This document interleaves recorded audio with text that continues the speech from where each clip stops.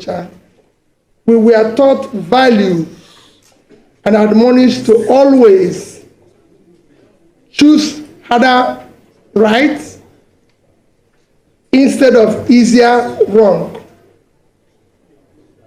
Setting legal issues aside, the Supreme Court exhibited a disturbing aversion to public opinion, just as it abandoned its responsibility as court of law and policy. It is therefore with great dismay that I observe that the court's decision contradicts the overwhelming evidence of election rigging, false claim of technical glitch, substantial non-compliance to the rules set by INEC itself, as well as matters of perjury, identity theft, and forgery that has been brought to light in course of this election matter. These are hefty allegations that should not have been treated with levity. More apparent, the Supreme Court's judgment willfully condoned breaches of the Constitution relative to established qualifications and parameters for candidates in presidential elections.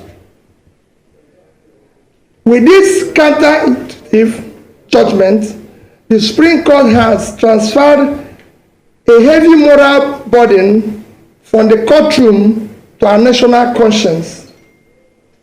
Our young democracy is ultimately the main victim and casualty of the courtroom drama. Without equivocation, this judgment amounts to a breach of confidence of Nigerians have in our judiciary. To that extent, it is a show of unreasonable force against the very Nigerian people from whom the power of the Constitution drives. The Supreme Court's ruling may represent the state of the law in 2023, but not present demand for substantive justice. The judgment missed principles and precedents. Indeed, the rationale and premise of the Supreme Court judgment have been clearly brought to light by deep, revealing, and troubling valedictory remarks of Honorable Justice Musa Datijo Mohammed, JSC, on Friday, 27th, 2023. In disagreeing very strongly with the ruling of both the Presidential Petition Court and the Supreme Court on the outcome of the 25th February presidential election as declared by the Independent Electoral Commission, as Democrats who believe in the rule of law, we recognize that the Supreme Court is the end stage of our quest for legal closure on this matter. As a party and candidate, Daddy and I have now exhausted all legal and constitutional remedies available to us. However, this end is only another beginning of our quest for vindication of hope of the common man for a better Nigeria. After all, sovereignty belongs to the people, if only for historical purposes. It behoves us to place our disagreement with and deep reservation about this judgment on public record. We have long been aware of how weak the national institutions have negatively affected our democracy. This year, 2023, has been quite remarkable and revealing. INEC displayed incompetence in the conduct of its statutory duties. The judiciary has largely acted in defiance of the constitutional tenets, precedents, and and establish ground rules.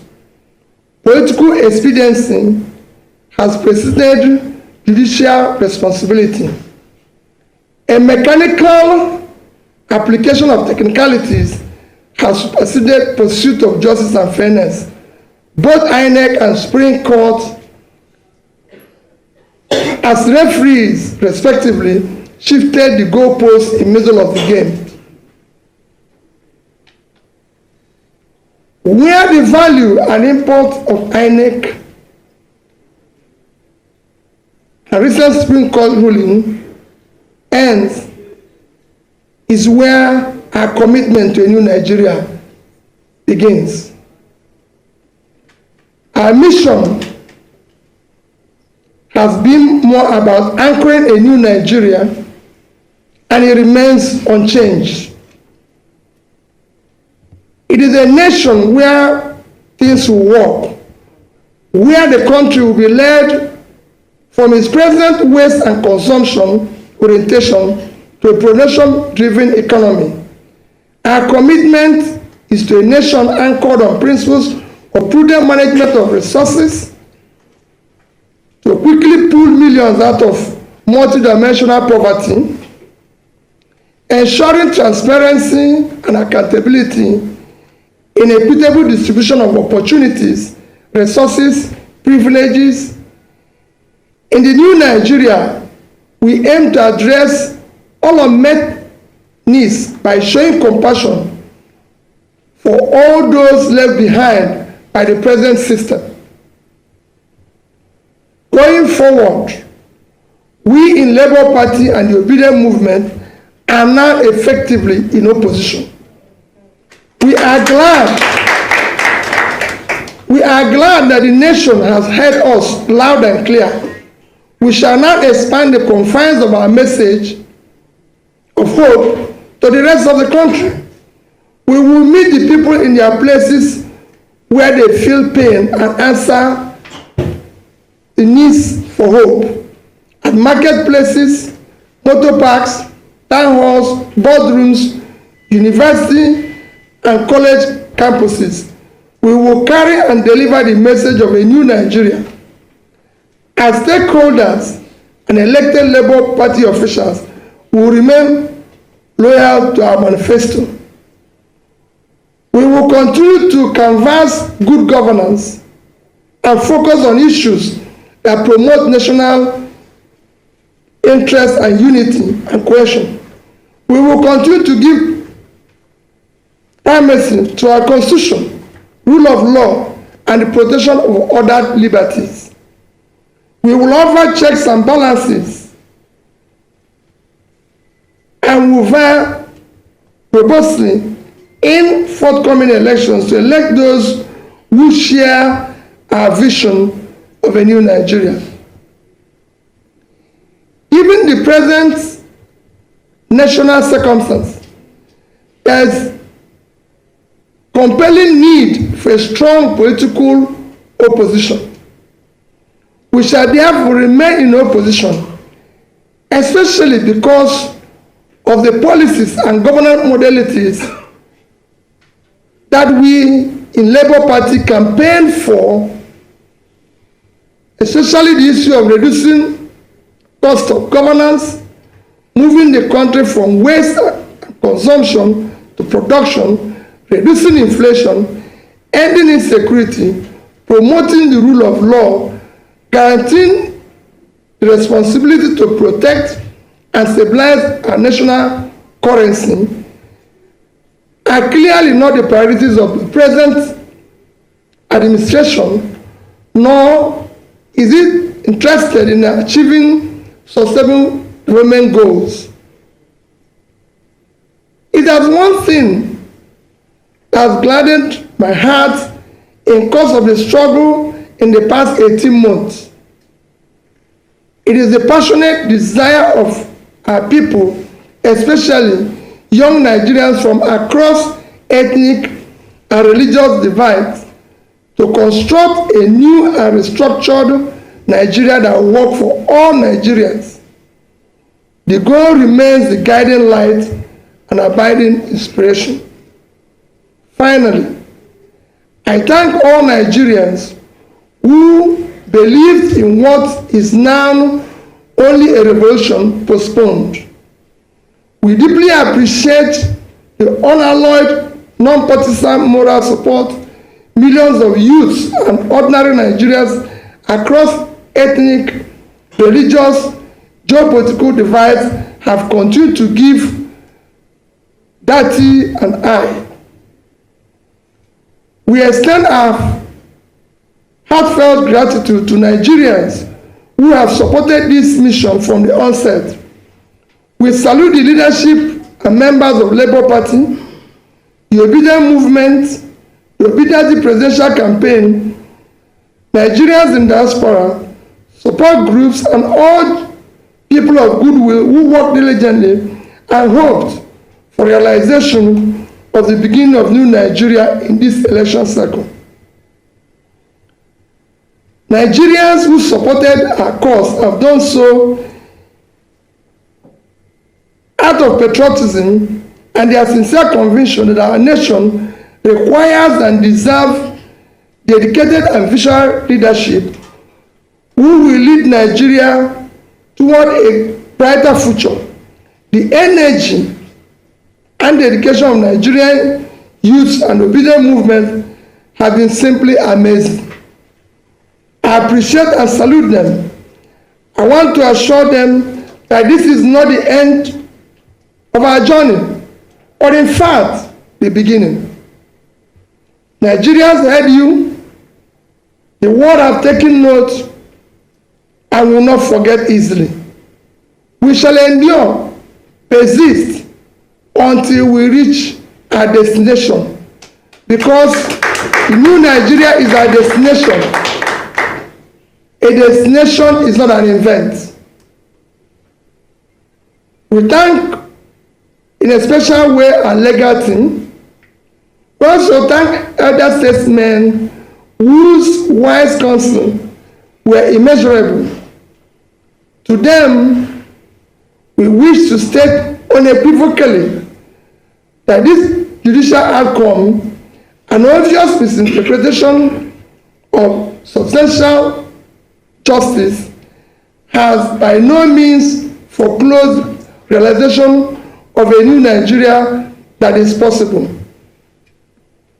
On personal note, I take pride and express gratitude to those who share our vision, who have exhibited rare courage to challenge the nefarious system, the genuineness of individuals, identities, and their defining and qualifying particulars up to the highest extent allowed by law.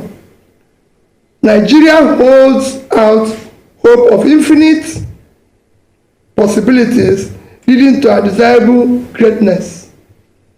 I remain consistent in my belief of a possibility of a new Nigeria built on character, competence, capacity, compassion, integrity, respect for the rule of law based on justice and fairness.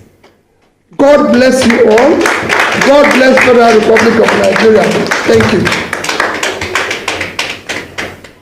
Thank you, Your Excellency. Please another round of applause for His Excellency. Thank you. The Excellency will entertain questions. Labour Party presidential candidate Peter Obi addresses the international media where he criticized the Supreme Court for affirming the victory of President Bola Ahmed Tinubu as the winner of the 2023 presidential election. He says the judgment is a breach of confidence that Nigerians have in the judiciary and an unnecessary show of force in enforcing illegality. Peter Obi says he disagrees strongly with the ruling of both the Election Petition Tribunal and the Supreme Court, even though he acknowledges that the Supreme Court ruling marks the end of his search for justice over the conduct of the 2023 presidential election. The Labour Party flag bearer also heaped criticism on INEC for failing to carry out its duties of conducting free and fair election. However, says his vision to unveil a new Nigeria that is productive, corruption-free, equitable and just remains intact. This, he believes, will be achieved by the Labour Party and the Obedient Movement playing its role as a viable opposition party while calling for good governance, rule of law, offering checks and balances against the excesses of the present administration. Peter Obi ended his press conference by thanking all Nigerians who supported his candidacy, adding that the Supreme Court ruling only marks a revolution postponed as the struggle to build a new Nigeria continues. Party lines, okay, all of this. What would you say in respect to the need to cut west, just like you mentioned, which is a principle, like one of the cardinal objectives of the Labour Party?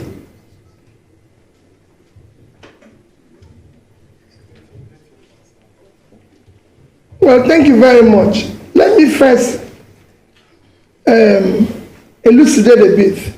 Supplementary budget is a budget that is meant for very important national welfare need of the people that is not captured originally in budget or does not have adequate funding. I'll give you an example. Nigeria today, we've read it in the past 1 week for United Nations World Food Organization that 26.5 million Nigerians will go hungry next year. This is an issue of national importance that we can go for supplementary budget. But I will have a supplementary budget where we are mentioning issues of yachts, SUVs for First Lady's office, shows to the extent that its government is totally uncaring and we're in deep problem. It shouldn't be part of that. In fact, bringing in First Lady's office, which is not in our constitution, is even more troubling.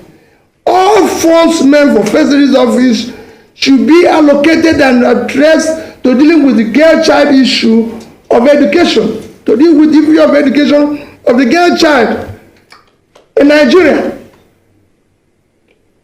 The First Lady is there to look after the husband and work with him and everything to ensure that everything works well. So for me, the other one you ask is the issue of SUV for National Assembly. Again, I can put it in the same basket that I put the earlier one. It's very troubling. The SUVs for both houses will cost in region of, I think it's in the region of about 60 billion, if I'm right. Nigeria today, our primary health care today is collapsed.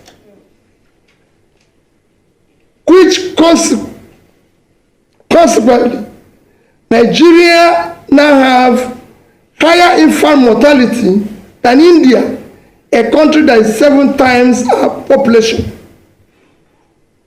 For you now to use funds that is higher than the fund allocated to primary health care to buy a car for 400 people, it shows height of insensitivity.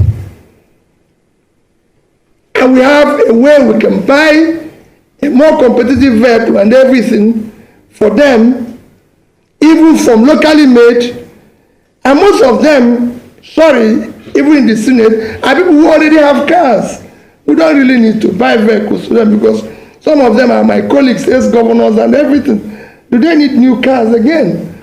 It is time we must shake and show responsibility to what is happening. People, Nigerians, are already scamping for food from West Bean, and we're doing this. It shouldn't be. And I can go further to give you an example of how I handled it even when I was governor. So it's not the first time. When I became governor, I found out that the justices of High Court don't have cars in Anambra State. The permanent secretaries don't have cars. And when I became governor, they ordered for me 2 bulletproof vehicles. And I said no. Collect the money back, paid it to PAN, and said supply us 60 406 cards, 18 to the justices, 18 to PAMSEC, few to the commissioners that are appointed. The rest became my deputy governor and myself. Throughout my first term, everybody in Anambra said that I used 406. Nobody, but it was meant for 2 bulletproof cars, the money we used to buy these cars, and nobody killed us in that 4 years. So it is time for us to use money very judiciously. Thank you. My name is Georgina from Radio Nigeria. Now that the Apex Court have passed the final judgment, how do we build a nation to avert these court cases in subsequent elections? Well, as you can see, everybody have done now that all institutions are broken down. Like it's been now shown, it is now for all of us to work hard together to ensure that we save the country. Those who are in office do the right things. Those who are in opposition should ensure that the right things are done. And we will do so on our own part aggressively.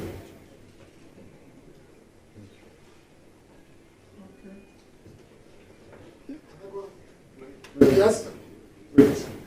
Right.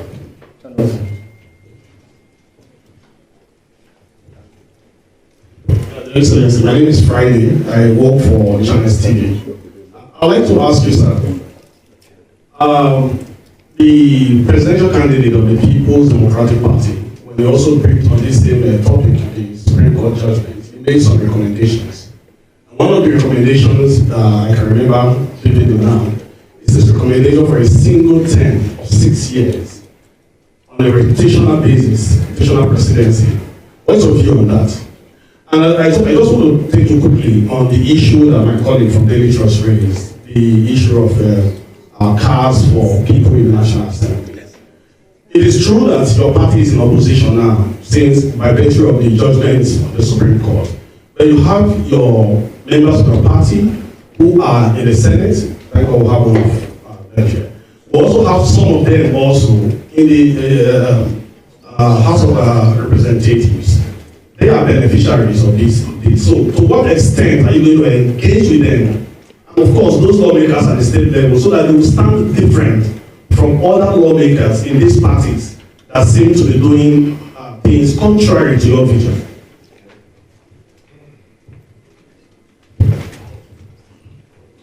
Let me start with the issue of Labour Party members in the House. I've actually discussed this issue with them. Surprisingly, I can tell you, I heard that these vehicles are official cars. And I don't know, they have to use it. It's meant for official vehicle. So it's not as if it's their vehicle that is meant for official cars and everything. Because you can pay for it and say, listen, if it's your car, you return it or do something. But they said it's official cars. And that everybody is meant to do it. You are meant to use it while you are in the Senate. But you know how things work here. It's not going to be like that. But, so, what I say people is that it won't be if Labour, if we were in office, nobody would have contemplated such. And that's where we want to go from. Because it is not enough to do the wrong thing and then start correcting it, but it shouldn't even be. That's like people are saying, oh, maybe the issue of years have withdrawn, or this one, it shouldn't even be mentioned in the first place, because it touches the sensibilities of people to do that. On issue of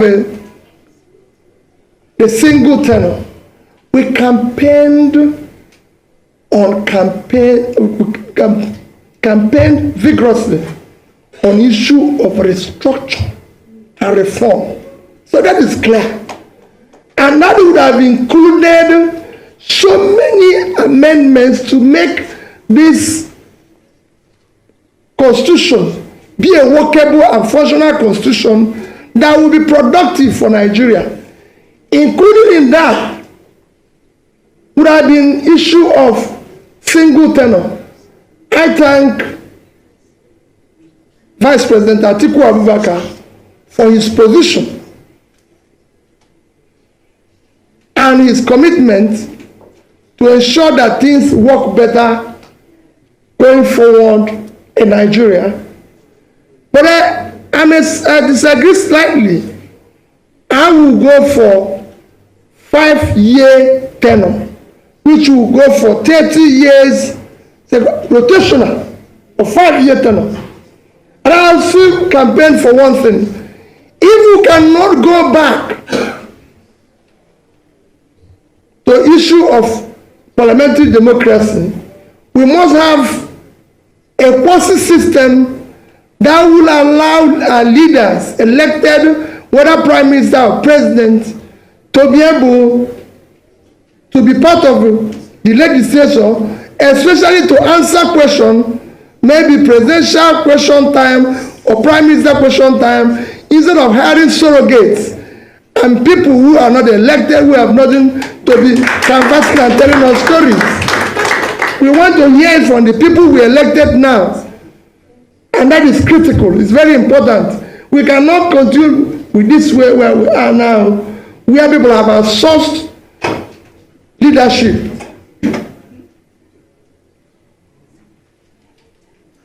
Thank you. Hello. Okay.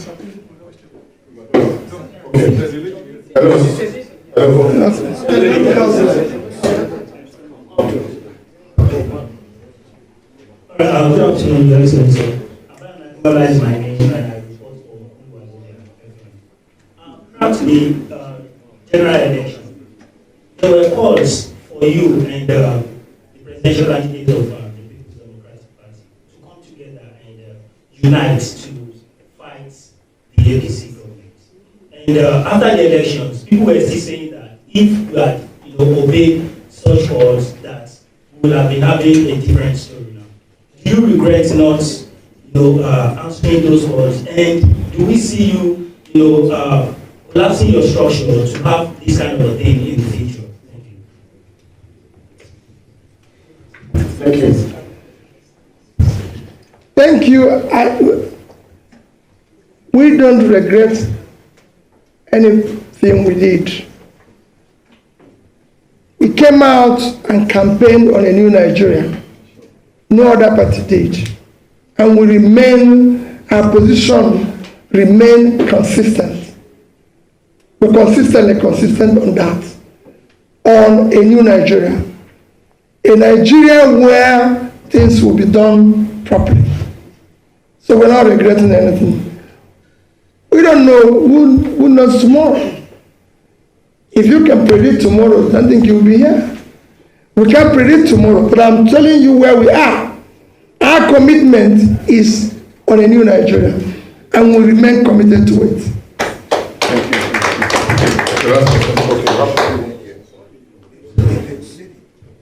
My name is Benjamin. This is Nigeria.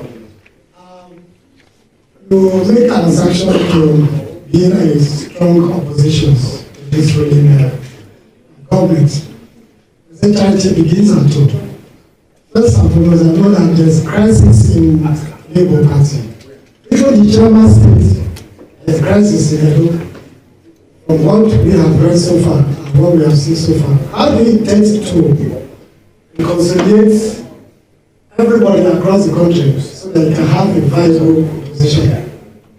Okay.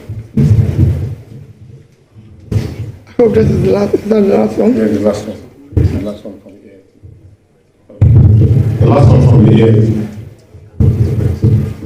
My addition is that since you have exhausted all the legal means to reclaim the mandate, many of your supporters, the young Nigerians, they are tired, thinking that is it going to remain like this with the way the Supreme Court, the Court of Appeal, and Tribunal has settled this situation. So many of them are trying back. What advice will you give to them to reclaim that hope of a new Nigeria? Thank you. Well, thank you very much. That's what we just said. For us, it's a destination. We're committed to where we're going, and nothing will stop that. That is our commitment. And the question before that, where is the man who asked the question before that? On issue of our party. The leadership of our party is not in question. Like it is in every system, especially these are the troubling things that is happening in Nigeria, where people are trying to bring in divisions in other people's houses. The Supreme Court have said those who are leadership of our party, and it's not based on judgment that is purchased or manipulated. It is based on the rule of law. That is this is what it is. And that will follow, and that will respect. And I assure you that in coming months, we will make the party stronger. We will build it. Those young people he's mentioned that are virtually tired and we'll re-energize them. We'll make sure that they walk down the road. We'll make sure that we carry them along to our destination. We are committed to it. Labour Party, the obedient movement, everybody will come out of this stronger, better, more committed to a new Nigeria. Thank you, sir. Thank you. Thank you very much, distinguished ladies and gentlemen, for your patience. Thank you.